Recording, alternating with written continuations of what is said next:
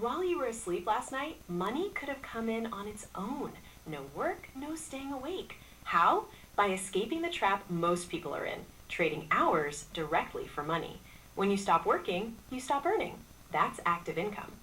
The alternative is building systems that generate passive income. Think of four main ways. 1. Digital products. You create an ebook or a course once and sell it 1,000 times. 2. Ad-supported content. A video you upload today can still generate views and money 6 months from now while you're doing something else. 3. Dividends. You invest in companies that distribute a share of their profits just for owning a piece of them. 4. Business automation. An online store or sales system that keeps running even when you're offline. But here's the uncomfortable truth. None of this is magic.